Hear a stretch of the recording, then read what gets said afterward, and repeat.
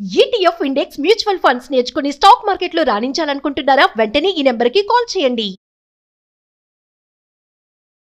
Hi hello నమస్తే, welcome back to our channel. ఈరోజు మనతో ఉన్నారు స్టాక్ మార్కెట్ అనలిస్ట్ అయిన సుందరరామరెడ్డి గారు. సార్తో మాట్లాడదాం. నమస్కారం సార్. నమస్తే సార్, నిన్న మే 16 తారీఖు 2024 మార్కెట్లో ముఖ్యంగా దాదాపు 300 పాయింట్లు రైజ్ అయిన రోజు జరిగింది, కేవలం 75 నిమిషాల్లో. అంటే ఎవరైనా ఆ టైంలో ఒక సెటన్ అమౌంట్ పెడితే దాని గ్రోత్ చాలా ఉంటుంది. అంటే ఒక కోటీశ్వరుడు అవడానికో, లేదంటే ఫర్ ఎగ్జాంపుల్ 5,000 కోట్లు ఎవరైనా పుల్ చేస్తే అది 25,000 కోట్లు అయ్యే ఛాన్స్ ఉందన్నమాట. అంటే ఒక నార్మల్ వ్యక్తులు కూడా జస్ట్ సమ్ అమౌంట్ ఆఫ్ ల్యాక్స్లో పెడితే వాళ్ళు ఈజీగా కోటీశ్వరులు అయిపోతారు. రైట్. ఇది ఎలా పాసిబుల్ అయింది? అక్కడ ఏం జరిగింది ఆ రోజు? రైట్, తెలుసుకోవచ్చు. సో బేసికల్గా ఆప్షన్స్ ట్రేడింగ్లో స్పెక్యులేషన్ మెథడ్స్ మనకు అందరికీ తెలిసిందేనండి. రిటైలర్స్ అయితేనేమో ఆప్షన్స్ బై చేస్తూ ఉంటారు, బట్ ఇన్స్టిట్యూషనల్ అయితే ఆప్షన్స్ అమ్ముతూ ఉంటారు కొనరాళ్ళు. ఎందుకు ఆప్షన్స్ సెల్లింగ్ చేస్తారంటే అమ్మటం ఫ్రీ. మీరు కనుక మీ దగ్గర స్టాక్స్ కానీ, ఈటీఎఫ్స్ కానీ, ఇండెక్స్ ఫండ్స్ కానీ, మ్యూచువల్ ఫండ్స్ కానీ ఏదైనా ఉంటే ఆ ఎసెట్స్ కనుక కొలాటరల్ సెక్యూరిటీ కనుక ఇస్తే బ్రోకర్ ఫ్రీగా అలౌ చేస్తారు. అందుకని ఆప్షన్ సెల్లింగ్ టోటల్లీ ఫ్రీ. అందుకని మార్కెట్ పెరుగుతుంది అనుకుంటే ఇన్స్టిట్యూషన్స్ ఎవరు కూడా కాల్స్ కొనరు, పుట్స్ని అమ్ముతారు. ఓకే, అలాగే మార్కెట్ పడుతుంది అనుకోండి, అందరూ పుట్టుకుంటాం మన రిటైలర్స్ అయితే, వాళ్ళైతే ఇన్స్టిట్యూషన్ అయితే కాల్స్ అమ్ముతారు. అందుకని మన ఆప్షన్ చైన్ డేటా రీడ్ చేసేటప్పుడు ఇన్స్టిట్యూషనల్ పాయింట్ ఆఫ్ లో మనం థింక్ చేయాల్సి ఉంటుంది అనమాట. ఓకే, సో నిన్నేం జరిగిందంటే నిన్న వీక్లీ ఎక్స్పైరీ లాస్ట్ జస్ట్ 75 నిమిషాల్లోనే నిఫ్టీ 300 పాయింట్స్ మూవ్ అయింది. లోయెస్ట్ నుంచి హైయెస్ట్కి 300 పాయింట్స్. నా ఎక్స్పీరియన్స్ లాస్ట్ 2 yearsలో this is the biggest move అనమాట. లాస్ట్ 2 yearsలో ఇంత ర్యాపిడ్ మూవ్ లాస్ట్ 2 yearsలో ఎప్పుడు జరగలేదు, ఇప్పుడు జరిగింది. అది ఎంత అంటే 1 month మూవ్ ఒకసారి జరిగిపోయింది అనమాట. అంతగా 75 minutesలోనే అంత జరిగిపోయింది అనమాట. ఇది జరగడానికి రీజన్ మనం కనుక జాగ్రత్త చూసుకున్నాం అనుకోండి, ఒక రిలయన్స్, ఒక హెచ్డిఎఫ్సి బ్యాంక్ హెవీ వెయిట్స్. అంటే Reliance almost 10% weightage and HDFC bank 11% weightage. రెండు కలిపి దగ్గర 20%, మోర్ దెన్ 20% వెయిటేజ్. ఈ రెండు ఒకేసారి మూవ్ చేశారు. అంటే 230 నుంచి కనుక మన చార్ట్ కనుక అబ్జర్వ్ చేశారు అనుకోండి, 230 దగ్గర నుంచి రెండు ఒకేసారి మూవ్ అవుతున్నాయి. అంటే నిఫ్టీలో 20% వెయిటేజ్ ఉన్న ఈ రెండింటిని పంప్ చేయడం ద్వారా పైకి మార్కెట్ అంతా ఒకసారి మూవ్ స్టార్ట్ అయింది అనమాట. వీటిని చూసి మిగతా వాటిలో షార్ట్ కవరింగ్ ర్యాలీ తోటి మొత్తం ఎంటైర్ మార్కెట్ మూవ్ అయిపోయింది. సో ఎవరైనా సరే ఇప్పుడు నేను కనుక మనం టోటల్ టర్న్ ఓవర్ కనుక చూసుకుంటే రిలయన్స్, హెచ్డిఎఫ్సిలో ఈచ్ కౌంటర్లో రఫ్గా 2,500 కోట్లు పెట్టారు. Total trading quantity, total volume అనమాట. మనకి వాల్యూ ప్రకారం చూసుకుంటే రిలయన్స్లో 2,500 కోట్లు అండ్ హెచ్డిఎఫ్సిలో 2,500 కోట్లు, కంబైన్ టుగెదర్ రఫ్గా 5,000 crores. ఈ 5,000 crores రెండు టర్న్ ఓవర్ కనుక ఒక ఫండ్ హౌస్ పెట్టినట్టు మనం ఊహించుకుంటే, ఎవరైనా పెద్దోళ్ళు పెట్టినట్టు ఊహించుకుంటే, నిన్న కనుక ఆప్షన్స్, ఐటీఎం ఆప్షన్స్ లైక్ 22,000, 22,100, 22,200, 20,300 ఇలాంటి ఐటీఎంస్ ఆప్షన్ కనుక అమ్మితే కనుక ఆల్మోస్ట్ 20,000 crores వచ్చి ఉంటాయి.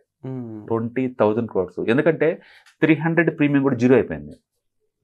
300 ప్రీమియం ఉన్న ఐటీఎం పుట్ ఆప్షన్స్ అన్ని కూడా జీరో అయిపోయినాయి. అంటే ఇన్స్టిట్యూషనల్స్ అమ్ముతారు, వాళ్ళు కొనరు. సో నేను డేటా చూస్తే వెరీ క్లియర్గా ఎవరో పెద్ద ప్లేయర్స్ ఓకే ఒక్కసారి హెవీగా ఈ రెండింటిని లిఫ్ట్ చేసి లాస్ట్ హాఫ్ అన్ అవర్లో అండ్ పుట్స్ని అమ్మేశారు. పుట్స్ని భారీగా అమ్మేశారు. మార్కెట్ ముందు పోయే కొద్దీ పుట్స్ అన్ని ఐటీఎంస్ కాస్త ఏటీఎంగా మారినాయి, ఏటీఎం కాస్త ఓటీఎంగా మారి జీరో అయిపోయినాయి. అట్లా నిన్న ఒక్కరోజే 20,000 కోట్లు సంపాదించారు దగ్గర.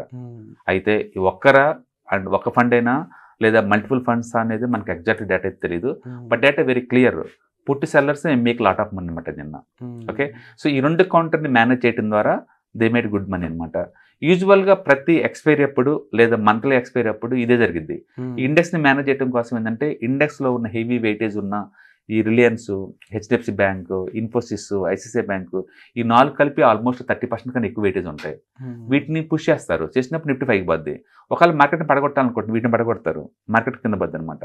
సో నిన్నటి మనకి ఒక ఎగ్జాంపుల్లా తీసుకుంటే, అంటే ఎవరైనా సరే ఒక 5,000 కోట్లు కనుక పెట్టి రిలయన్స్ని, హెచ్డిఎఫ్సిని కనుక మేనేజ్ చేస్తే నిఫ్టీలో ఉంచి 20,000 కోట్లు తీసేయచ్చు, 5,000 కోట్లు పెట్టుబడి కనుక పెట్టి ఉంటే కనుక. ఓకే, అయితే మిగతా ఫండ్ హౌస్లను చూస్తే ఏం ఊరుకోవు, వాళ్ళ గేమ్ వాళ్ళు ఆడతారు. అందుకని ఇది ఒకళ్ళు ఆడారా గేమ్ని, ఒక ఇన్స్టిట్యూషన్ ఆడారా అంటే మల్టిపుల్ ఇన్స్టిట్యూషన్ ఆడారా మనకి క్లియర్గా మనకైతే తెలియదు. బట్ నిన్న గేమ్ ఈజ్ వెరీ క్లియర్. వాళ్ళు క్లియర్గా హెచ్డిఎఫ్సిని, రిలయన్స్ని పుష్ చేశారు పైకి, 5,000 కోట్లు పెట్టేసేసి అండ్ ఆప్షన్ సెల్లింగ్ ద్వారా మోర్ దెన్ 20,000 కోట్ల డబ్బులు సంపాదించారు. అది ఒక వ్యక్తి మల్టిపుల్ ఫండ్స్ మనకు తెలియదు. సో అదనమాట. బట్ ప్లాన్ గా జరిగినట్టే కనిపిస్తుంది. It's very plan. అంటే ఇండెక్స్ మేనేజ్మెంట్ కామన్ అది ప్రతి ఎక్స్పైరీ అప్పుడు. అందుకే చాలా మంది హీరో ఆర్ జీరో గేమ్స్ ఆడుతుంటారు. నథింగ్ బట్ గామా గేమ్స్ అనమాట. అంటే వస్తే వచ్చింది పోతే పోయిందని చెప్పేసి ఈ 20 రూపాయలు 10 రూపాయలకి వచ్చినప్పుడు ఏటీఎం ఆప్షన్స్ కొంటారు. మార్కెట్ స్పీడ్గా అవైపు వెళ్ళినప్పుడు వాళ్ళు ఎన్కాష్ చేసుకుంటా ఉంటారు అనమాట. అంటే ప్రతి ఎక్స్పైరీకి ఇలా కుదరదు. నేను చెప్పాను కదా లాస్ట్ 2 yearsలో this is the biggest rally అనమాట. 75 minutesలోనే అంటే 300 points మూవ్ అవటం అనేది. అంటే ఎక్స్పైరీ ప్రతిరోజు కూడా ఆఫ్టర్ 2:30, 3 o'clock తర్వాత ఇలాంటి సర్ప్రైజ్ మూవ్స్ కామనే నిఫ్టీలో, బ్యాంక్ నిఫ్టీలో. బట్ వీటికి రిటైలర్స్ అలవాటు పడకుండా ఉండటం బెటర్ అండి. ఎందుకంటే హీరో ఆర్ జీరో గేమ్స్ వల్ల టెంపరీగా ఈగో సాటిస్ఫాక్షన్ తప్ప మనీ ఏం రాదు. ఎందుకంటే బయర్ పాయింట్ ఆఫ్ లో వాళ్ళు 10 రూపాయలు పెడతారు. ఆ 10 రూపాయలు పెట్టేసి 10 లాట్లు తీసుకున్నంత మాత్రం నువ్వు ఆల్టర్ ఇచ్చావు అది ఎక్కువసార్లు లాస్ అయ్యే ఛాన్స్ ఎక్కువ ఉంటుంది. అందుకని అలొకేషన్ తక్కువ ఉంది కాబట్టి నువ్వు ఎట్టాగా రిచ్ అయ్యే ఛాన్సే లేదు. అందుకని వీటిని టూ మచ్గా చేసుకుంటూ పోవటం ద్వారా ఏంటంటే ఒక రెవెన్యూ ట్రేడింగ్ తిరిగి డబ్బంతా పోయే ఛాన్స్ ఎక్కువ ఉందన్నమాట. అందుకని హెడ్జింగ్ లేకుండా we don't encourage to go for option trading. Options అంటే నిజం బట్టి హెడ్జింగ్ అంతే. నిన్న ఎవరైనా సరే ఓటీఎం కాల్స్ కానీ పుట్స్ కానీ అమ్మారు అంటే కనుక ఓటీఎం పుట్లు అమ్మితే కనుక నీకు డబ్బు వచ్చి ఉంటుంది. బట్ కాల్స్ కనుక అమ్ముంటే కనుక ఫుల్ ట్రాప్ అయి ఉంటారు. హ్యూజ్ లాస్లు వచ్చి ఉంటాయి చాలా మందికి. ఓకే, సో మొత్తానికైతే నిన్న గేమ్ చూస్తే కనుక వెరీ క్లియర్గా అర్థమవుతుందండి. లాస్ట్ 75 minutesలో ఈ 2 స్టాక్స్లో పైకి తీసుకెళ్లారు. అంటే ఆల్మోస్ట్ 5,000 కోట్లు పెట్టేసేసి అండ్ పుట్ ఆప్షన్ సెల్లింగ్ ద్వారా 20,000 కోట్లు మనీ మేక్ చేశారు. అంటే చాలా రేర్ అంత ర్యాపిడ్ మూవ్ జరగటం, అంత మనీ రావటం. ఈ మధ్యకాలంలో అమెరికాలో హెడ్జ్ ఫండ్స్ ఇండియా మీద బాగా ఫోకస్ చేస్తున్నాయండి. అండ్ అక్కడ కోర్టులో కూడా వేశారు. ఒక ఫండ్ వాళ్ళు మా స్ట్రాటజీలు వీళ్ళు దొంగిలించి వాళ్ళు వాడుతున్నారు అని చెప్పేసి అమెరికన్ కోర్టులో కూడా నడుస్తున్నాయి బ్లూంబర్గ్ కింద ప్రకారం. సో అందుకని అమెరికాలో ఉన్న బిగ్గెస్ట్ హెడ్జ్ ఫండ్స్ అన్ని కూడా ఇండియా మీద ఫోకస్ చేస్తున్నాయి ఆప్షన్ ట్రేడింగ్. అందుకని టూ మచ్ వాలటిలిటీ ఉంటుంది గ్యారంటీగా. ఎందుకంటే అంటే ప్రపంచం మొత్తం ఒక స్టాక్ మార్కెట్ అనుకుంటే ఇండియాలో ఆప్షన్ ట్రేడింగ్ ఒక్కటే almost more than 75%. Too much చేస్తున్నారు ఇక్కడ ఆప్షన్స్. అందుకని అమెరికాలో పేమెంట్స్ హెడ్జ్ ఫండ్స్ కూడా ఇండియాకి షిఫ్ట్ అవుతున్నాయి. ఇండియాలో ట్రేడింగ్ రెడీ అవుతున్నాయి అవన్నీ. అందుకని ముందు రోజుల్లో ఇలాంటి సర్ప్రైజ్ మూవ్ అవుట్ జరిగే ఛాన్స్ ఎక్కువ ఉందన్నమాట. అందుకని బ్రేక్అవుట్ ఫెయిల్యూర్స్ అనేది మామూలు విషయం ఇప్పుడు. అందుకని ఎవరైనా ఆప్షన్స్ బయర్ కానీ సెల్లర్ కానీ హెడ్జింగ్ లేకుండా కనుక పోతే కనుక లాస్ అయ్యే ఛాన్స్ ఎక్కువ ఉంటుంది. సో ముఖ్యంగా అంటే ఈ సినారియో అనేది దీనికి ఒక బెస్ట్ ఎగ్జాంపుల్ కూడా మనం చెప్పొచ్చు. డెఫినెట్గా మ్యానిపులేషన్కి one of the best example. అంటే పెద్ద ప్లేయర్స్ వీళ్ళు టెంపరీగా ఒక 1,000 కోట్లు 2,000 కోట్లు పంప్ చేసేసి మార్కెట్ని వాళ్ళ వైపు షిఫ్ట్ చేసుకుంటున్నారు టెంపరీగా. దాన్ని ఆప్షన్ మార్కెట్లో ఎన్కాష్ చేసుకుంటున్నారు. సో మిగిలిన వాళ్ళు పుష్ రావడంతో వాళ్ళు ఇంకా అనుకున్నది నిజంగానే రియాలిటీగా మారుతుంది. Very classic example. And almost నిన్న ఆప్షన్ మార్కెట్ ఉన్న వాళ్ళు ఎవరు మర్చిపోలేరు.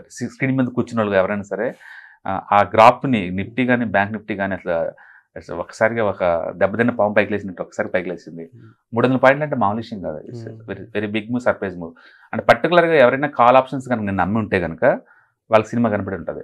జీవితంలో ఆప్షన్ చూడాలి వాళ్ళు, ఆప్షన్ మనకు అమ్మేసి ఉంటాయి కాల్ ఆప్షన్స్. అండ్ డెఫినెట్లీ ఈ సినారియోకి వెనుకున్న రీజన్ కానీ ఆప్షన్స్ ట్రేడింగ్లో చాలా మంది నష్టపోవడం గల కారణాలు కానీ మాకు వివరించిన thank you so much. Thanks.